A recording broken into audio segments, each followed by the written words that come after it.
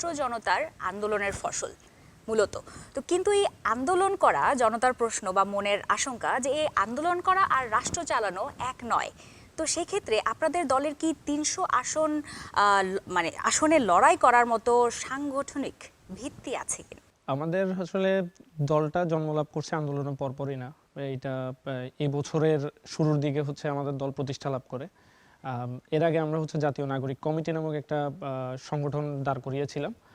তো পরবর্তী সময়ে আমরা দল গঠনের পরবর্তীতে এখন পর্যন্ত আমরা হচ্ছে বিভিন্ন আসনে মনোনয়ন দিচ্ছে।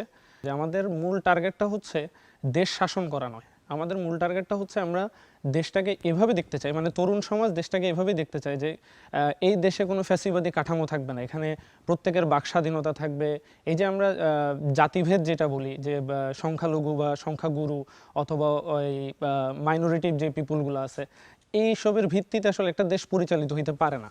তাদের পরিচালনার ভিত্তি হবে সেই ন্যাশনাল আইডি কার্ড বা এনআইডি, যেটা প্রোভাইড করার মাধ্যমে একটা রাষ্ট্র তার নাগরিক যে সকল অধিকার আছে সেই অধিকারগুলো সর্বপ্রথম আমরা যদি এই 5টা অধিকার আগে প্রোভাইড করতে পারি, তারপরে আসবে আমাদের হচ্ছে সার্বভৌমত্বের প্রশ্ন বা আমাদের আসবে হচ্ছে যে সার্বিক উন্নয়নের প্রশ্ন। তো আমরা এই জায়গাগুলো তো হচ্ছে আমরা হয়তো বা 300 আসনে যদি এখন নির্বাচন করি, কয়টা আসনে জিততে পারি না জিততে পারি এটা ভোটের মাঠে দেখা যাবে।